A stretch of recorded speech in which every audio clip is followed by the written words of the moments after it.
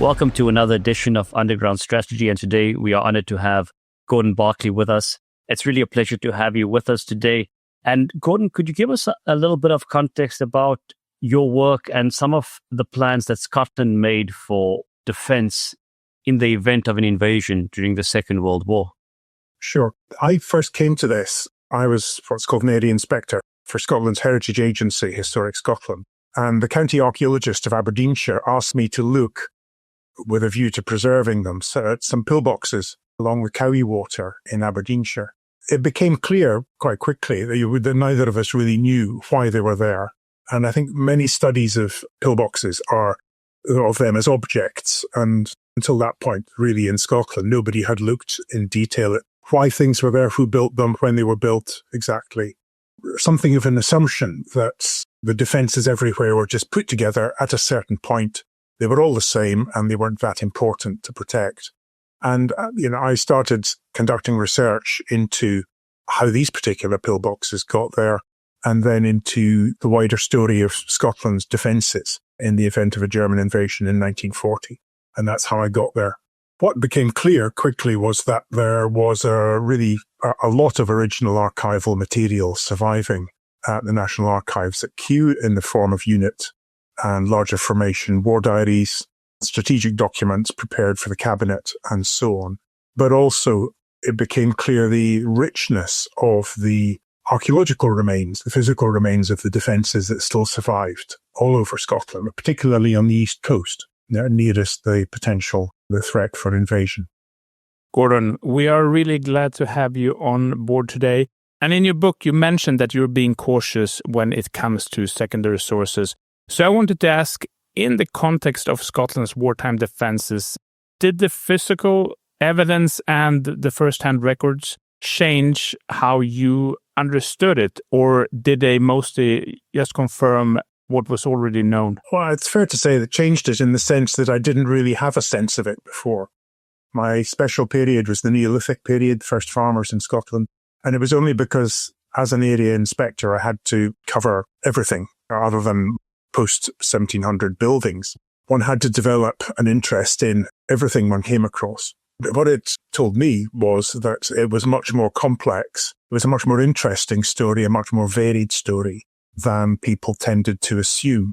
One of the things that the work threw up was the extent to which individual areas designed their own pillboxes or adapted national designs for their own purposes. They put in improvements and so on. One of the other things which was interesting about Scotland was that, unlike every other part of the UK, we had a foreign army defending part of our coast from October 1940, when the Polish army that had escaped for Poland, then France, ended up in Britain and was made responsible for the defence of most of Angus and Fife on the east coast from 1940. So in a sense, we had two separate military traditions working without much mutual understanding at times, it has to be said, as well as Norwegian Brigade and indeed a very small Yugoslav force defending their small part of Scotland. So it was a complex and interesting story.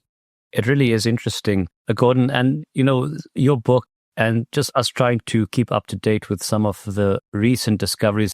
So I'm based in Edinburgh, and Max is a bit further afield in the east of Europe.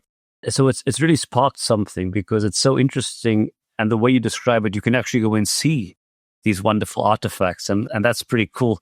So, more on that later for our listeners. But in your book, you tell us about the role of the Navy in preventing an invasion, and then also a bit about the RAF and the Battle of Britain. And from that, how the myth evolves about RAF force preventing the invasion. Could you maybe expand a little bit? Well, it's not an area, I'm not an expert on this, but the people who know more about it and have looked further into it have published extensively on the way that the myth of Battle of Britain has come to dominate. Of course, it was a part of Churchill's wartime information strategy to get the Americans into the war.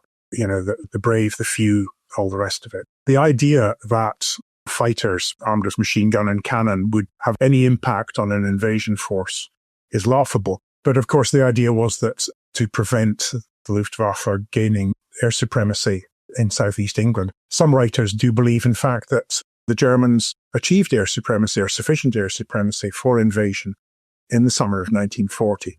But there are two issues here about the Navy in the early years of the Second World War became quite terrified of the risk of air attack.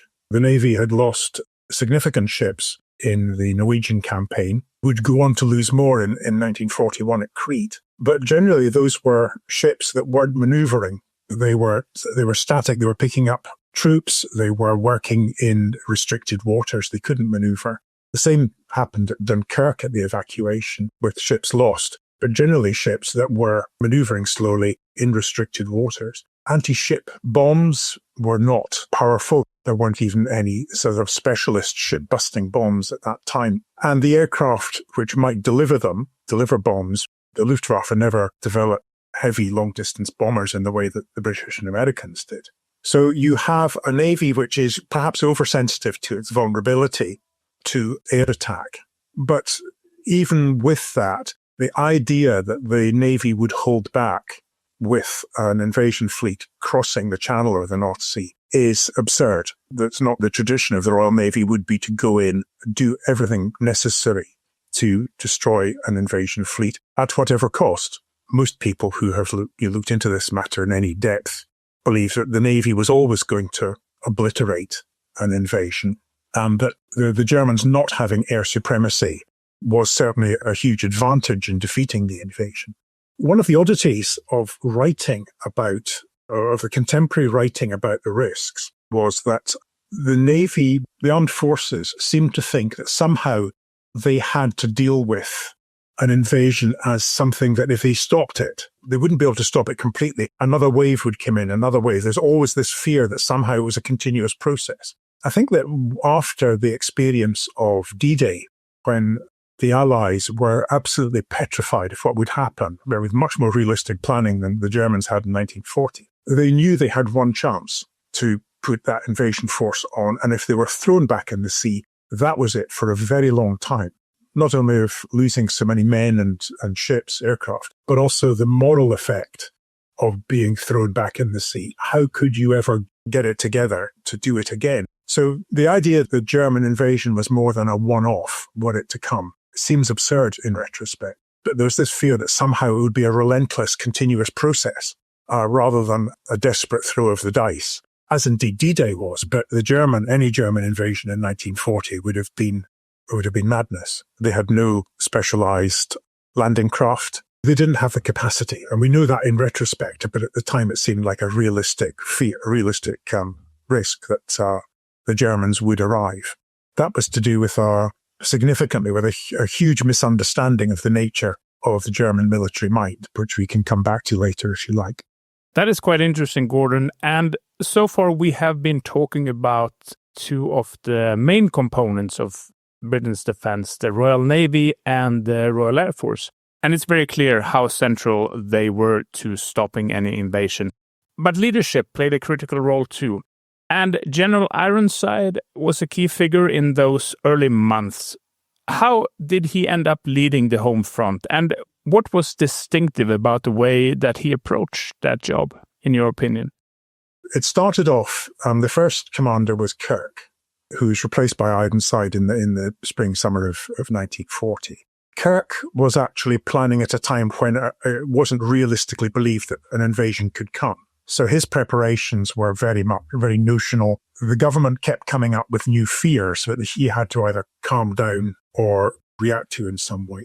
When invasion became more of a risk, May, June 1940, Ironside stepped down as Chief of the Imperial General Staff, a job which he didn't like and which he wasn't particularly popular, to lead the defence effort. The problem was that Ironside came in really as towards the lowest ebb. The British forces had been driven back across Belgium and France to Dunkirk. Obviously, there were other evacuations that in the following weeks from the west coast of France. I was just checking my figures today, and it was something like 60,000 vehicles were lost, 600 tanks left behind. So you had an army the troops that had been, the units, the formations that had been in France were shattered. They came off in dribs and drabs. Only Montgomery's division came off in any sort of coherent form, down to his skills of leadership and organisation. Other units came back. I mean, the Cameron Highlanders, regular unit, 79 men came back with their commander out of battalion strength, almost 10 times that number. Interestingly, the commander of the 1st Battalion, Cameron Highlanders, was instructing his men to collect Bren guns and rifles they found abandoned on the retreat, because he said we'd need them when we got home. And by God, they did. Ironside was leading an army woefully ill-prepared to fight. Britain had a much more motorized army than the Germans did, but a huge number of vehicles lost. And therefore, limited number of battalions of infantry, limited numbers of tanks, and the infantry not very mobile. And, the Allies were, Britain was in shock after, the British Army was in shock after seeing the speed at which the Germans had moved in France, the way they had encircled and cut off units that were stunned and incapable of reacting. And Ironside, I believe, felt he had no option but to go for basically a system of fortifications, beach fortifications to slow down any beach-borne invasion, but also inland stop lines, anti-tank ditches and roadblocks and so on, which were designed to stop or slow down German tanks, motorized infantry, long enough to allow the very limited mobile reserves to move into position, maneuver and counterattack. And so a series of these stop lines was built. The main one was the GHQ line running down quite close to the central line of the English mainland.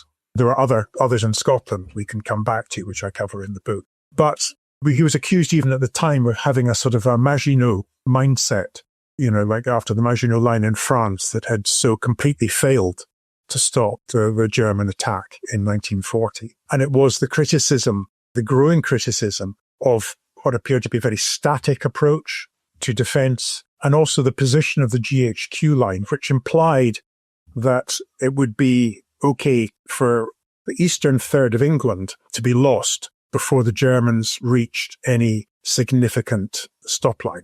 Different in Scotland, but certainly the idea that so much of England would be lost before the Germans hit the first barrier was something that people, particularly Churchill, became very concerned about.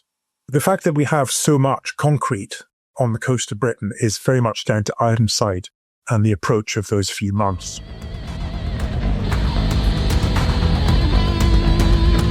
If you're dialed in, drop us a review on your app. Watching on YouTube, hit subscribe to join the conversation. All right, back to it.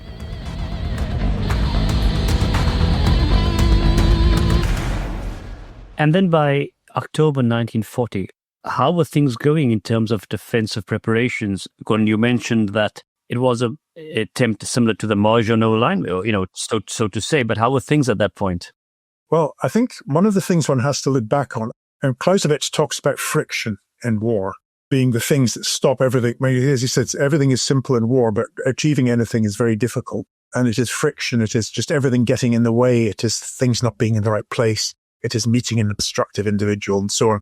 Things grind slowly. But basically between May and October 1940, miracles were achieved, frankly, in construction. Royal Engineer officers negotiated with landowners about building defences.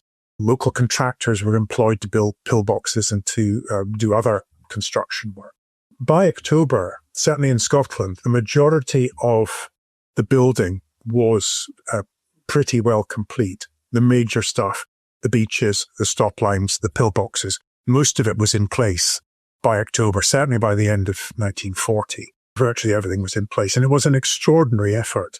The housing department in Glasgow, the public housing department, that was the largest holder of mechanical diggers in Scotland, and significant part of the construction effort of Glasgow City Council was deployed in Fife digging anti-tank ditches. Some miners volunteered after a day in the pits to go and work for a couple of hours digging anti-tank ditches by hand and so on. Even before the Polish army was formally given responsibilities in October 1940, Polish engineers had been working on the beaches building anti-tank cubes and so on. And could you maybe build on that in terms of, so we have the defenses on the coast, and what about the coastal artillery? You wrote at some point that was seen as low priority. Could you maybe explore this a little bit? Coast artillery in Britain has generally been restricted to the defence of major ports. And in Scotland, the two most major defensive systems were the Clyde in the west and the Firth of Forth, just not far from my house here. In 1918, the Forth was described as the most powerful naval fortress in the British Empire, and it had become an incredibly powerful, well-designed fortress with the most modern equipment to protect the Grand Fleet, which had moved here in 1917-18. I can't remember precisely when. But they'd been rebuilding the defences since 1916 to accommodate a move of the fleet down from Scapa. But as soon as the First World War was over, military expenditure in all directions was cut. And coast defence, the defence of these bases, was probably close to the bottom of the priority list.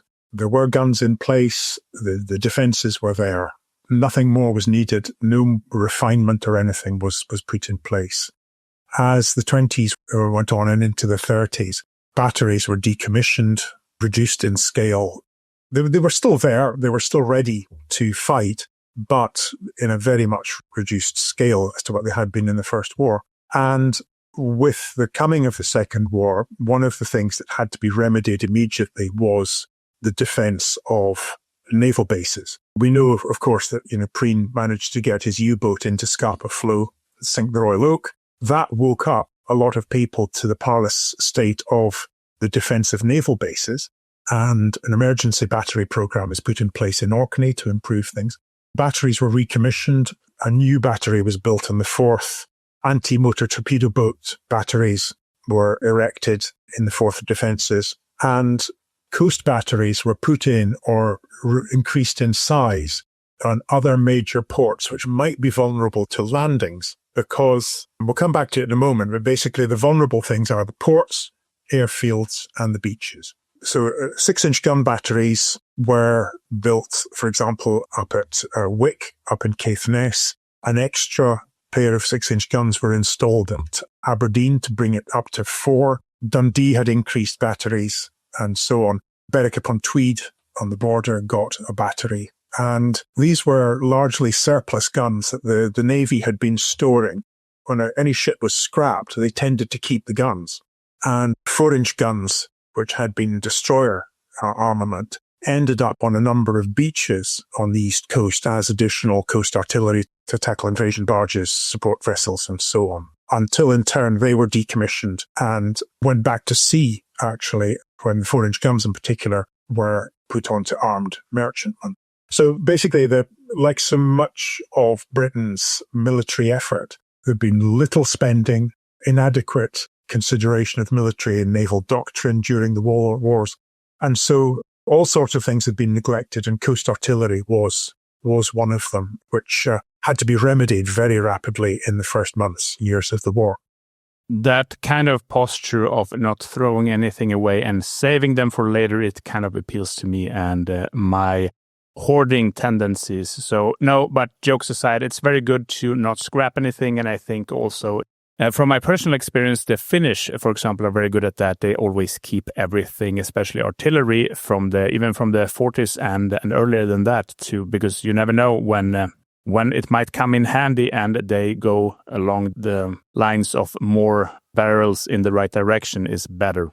So we've been talking a lot about the key sites the British focused on defending, especially the coastlines and major ports, of course. But earlier you mentioned airfields, and I think that's something people tend to overlook when thinking about the defense of Britain. So I wanted to ask you, where did the airfields fit into the overall defense strategy? I mean, how were they prioritized, and what kind of measures were actually put in place to protect them? They were, if you look at a map, very difficult to sort of show a map of airfields in Scotland because they were building them constantly. Huge number of airfields constructed in the first couple of years of the war in a great hurry. Fighter airfields, bomber airfields, coastal command airfields, training airfields, and so on. And each one of them was vulnerable, and each one was seen as a vulnerability. It's fair to say that until May 1941 and the fall of Crete, the risk of an airfield being captured and used was seen as relatively low priority, relatively unlikely. And the defences put in place for them were often very limited. It was arming ground crew. Sometimes there would be a pillbox or two built. Sometimes there would be a local army garrison, because at that stage the RAF and the army were still fighting over who would defend airfields. But after Malmö was captured by German paratroopers in Crete, you can see that they started taking it very much more seriously.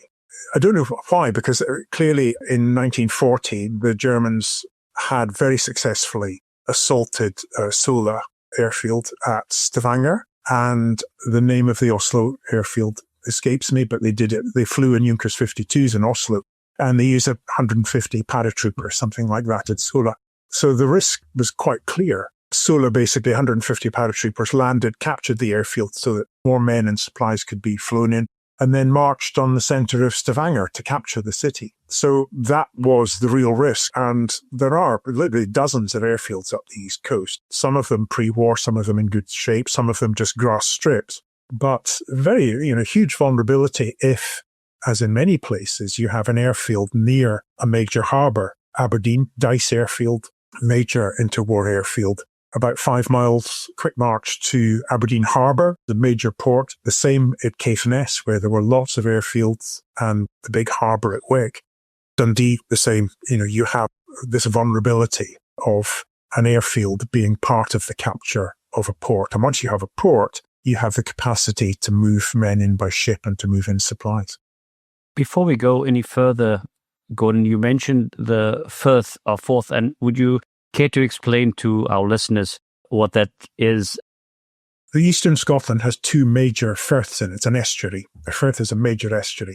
There's the Firth of Forth and the Firth of Tay, and between them lies the county of Fife.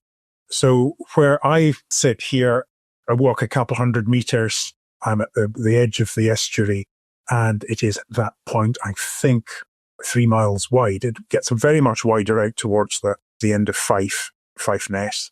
And upstream, you have what was finished during the First World War, the Rosyth Naval Base. Rosyth was built specifically to address the growing threat of Germany in the first decade of the 20th century, because Britain's existing naval bases tended to be on the south coast, facing France, the traditional enemy. But from the late 19th century onward, Britain had to think about the threat of a growing Germany. Many people listening will, I think, be familiar with Erskine Childers' book, 1903, The Riddle of the Sands. There's a spoiler alert coming, in which two yachtsmen discover strange goings-on behind the Frisian Islands, which, here's the spoiler, which turns out to be a plan for an invasion across to East Anglia, from ports being barges basically towed across the North Sea from behind the Frisian Island. This is one of a number of invasion novels in sort of 10 years before 1900 and the 15 years after. But the government certainly took it seriously. Rosyth was built, and the estuary provided a vast anchorage for everything up to capital ships. And as I say, the Grand Fleet was moved here towards the end of the First World War, and there was room for the entire fleet to be moored, with moorings for over 100 destroyers, huge number of moorings just for the auxiliaries to supply the ships and so on. And this anchorage was protected behind a defence in depth from the Isle of May, which is right out at the mouth of the estuary, where there were listening stations for submarines coming in. In the Second World War, there were induction loops to detect submarines coming in. And then a series of lines of batteries all the way up the river. In the First World War, the innermost line of batteries was at the Forth Rail Bridge, so it's close to Rosyth. And the Second World War, the inner line of defence was across the islands at Inchcolm, across to Cramond Island. So it was a major fleet base. It was the furthest in the Second World War. It was the furthest from German bombers. It was the only relatively bomb-free dockyard, and it is where some of the major repair work on British warships was undertaken. It's a very important naval base here. And I'm going to ask you to indulge us a little bit more. If any of our listeners go out to the beaches and the coastal areas in Scotland. And, I just love your description. You just say, interrupt myself.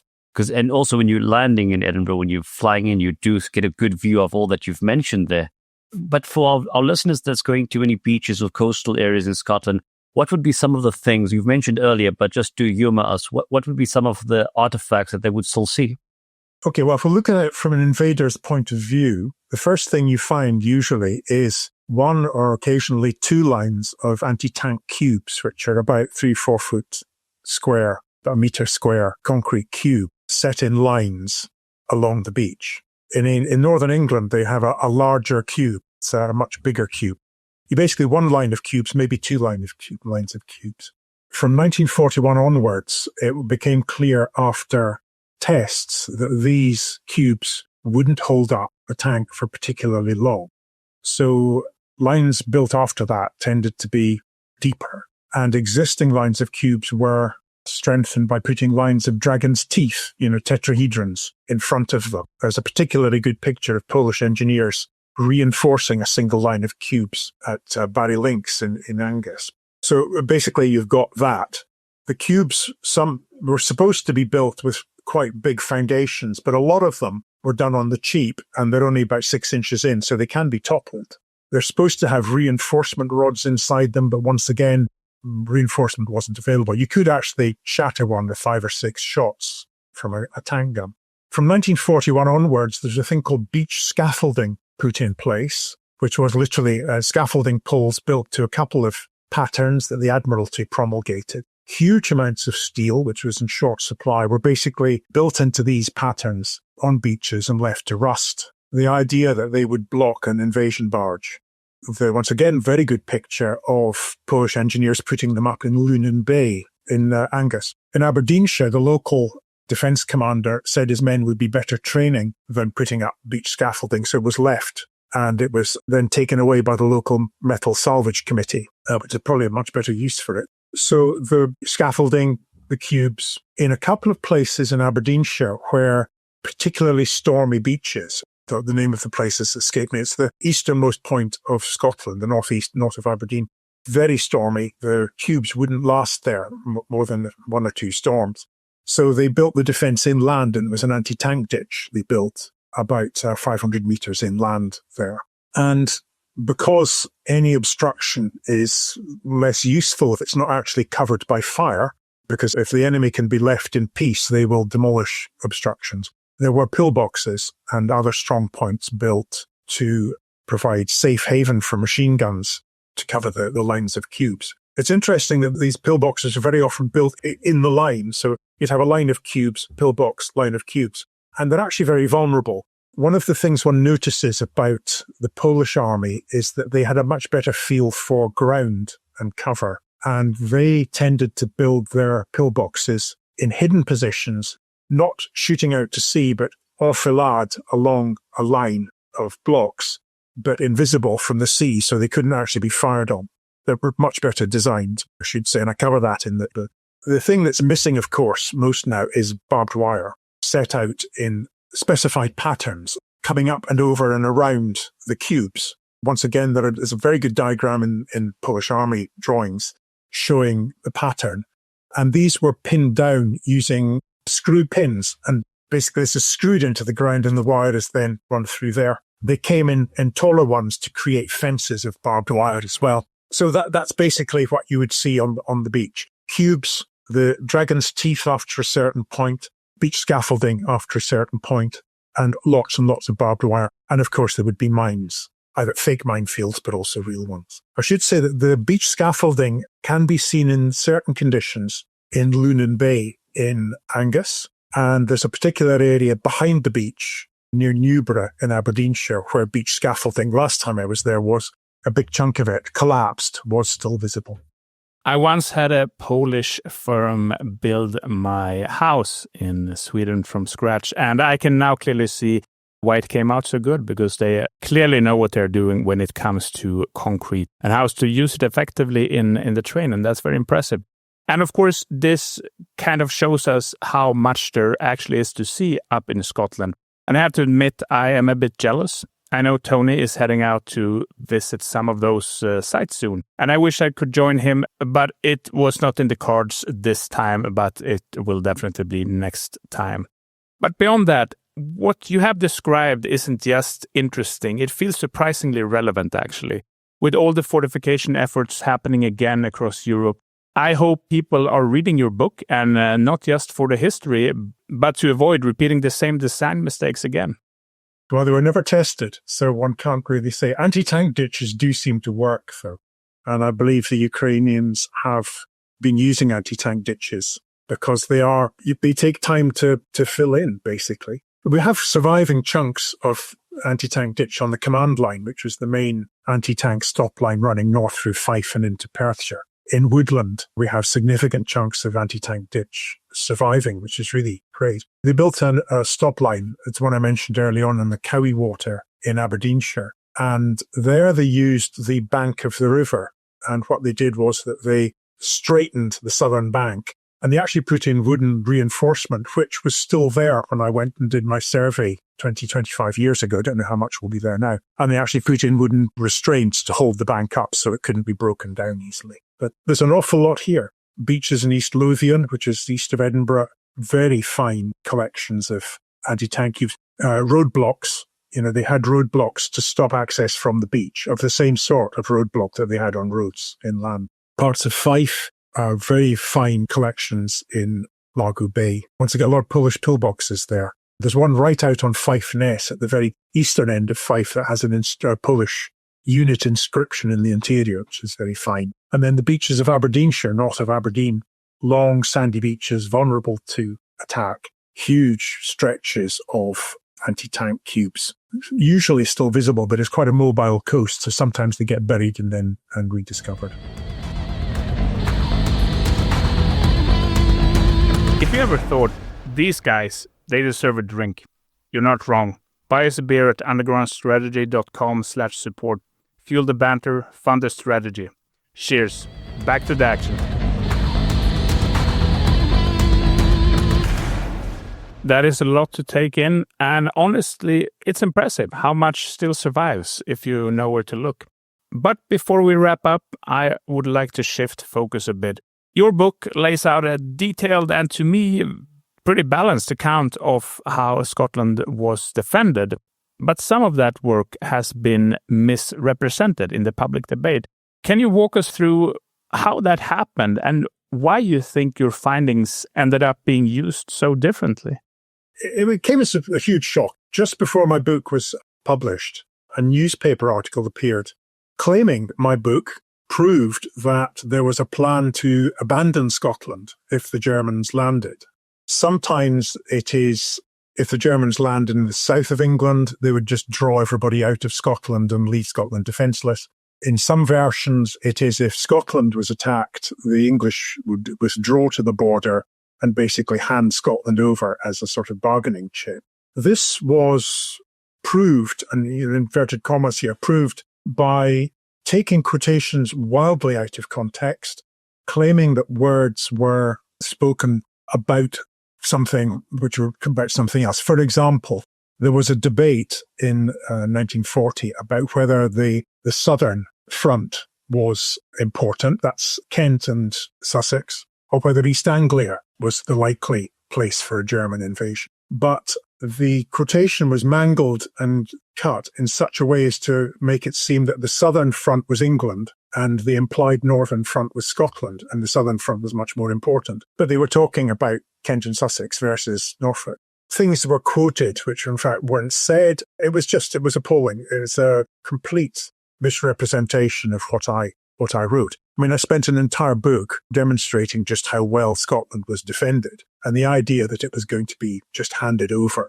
But because we were at that point in the run-up to the 2014 independence referendum for Scotland, it was immediately seized upon as yet another sign of how badly the English treat us and therefore we should be free of them, so on and so on. And continues to turn up now. It's not nearly as frequent as it used to be. I came off social media a year ago, but I was still having to challenge it when it came up. But it did actually change.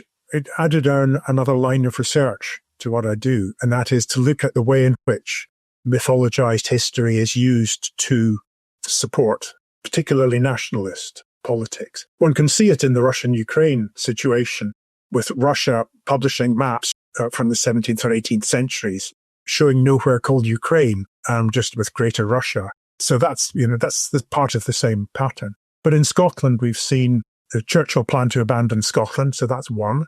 Another was that in the First World War, Scotland lost 25 or 26% of its enlisted men, which was supposedly the highest casualty rate apart from Serbia in the war. Now that isn't true. It's very poor statistics. Patrick Watt, formerly of Edinburgh Castle, the War Museum there, did a superb job with some very problematic statistics to show that Scots' losses were a little higher than from other parts of the UK for reasons we don't know what they are yet. But the presumption before by people pushing this statistic was that brave Scots were being put into danger by those cowardly English. It was just repellent stuff. The other one was the loss, the sacrifice, the surrender, however one wants to put it, of the 51st Highland Division at Saint-Valery in France in 1940, which has been promoted quite cynically as a deliberate sacrifice of Scots' lives. And once again, it has been promoted to support a narrative of victimhood. And once again, it's something that I've published on with a colleague to show just, firstly, how wrong it is, how the simplistic narrative isn't true, but also to promote a much better understanding of what actually happened and the complexity of it. I have to say, I actually never expected that we'd end up here talking about how narratives around Scottish history have been twisted or misused. I mean, I never saw that coming. But of course, it makes sense. There's always a risk when the subject is war or conflict that simplified or false stories start to take hold. And as you mentioned, if we look ahead and also, or if we stay in the present, I think we are seeing and we are going to see a whole lot more of this during and after the war in the Ukraine. Yes. Because the speed of information, the scale of misinformation, the pressure to frame events, it's a different kind of battlefield now. Yes, indeed. Gordon, thank you so much for joining us. This has been a brilliant walkthrough of Scotland's defences, and I really hope we can have you back soon to go deeper into that myth-making side, because that sounds really, really interesting, and it's a very important and very timely topic. Yeah. Well, it's one of the things that I moved on to another myth, which is about a particular riot in Glasgow in 1919, the Battle of George Square, which is the most mythologized event in 20th century Scottish history. And that has really reinforced my mistrust of secondary sources, because one has to trust the writer of the secondary source to have done their work in the archive thoroughly. And certainly in that particular case, I was left rather shocked by the extent to which one writer will rely completely uncritically on the work of another. Can I just say that the book has just been reprinted. There's only about 40 or 50 copies left. And if you want to put a link up, if anybody would like a copy, it is available, and I think you have a link that you could circulate. Done a lovely job of the reprint, I must say. I'm very pleased with it. Of course, Gordon. We will include the link in the show notes and on our website and in the review so people know exactly where to find it.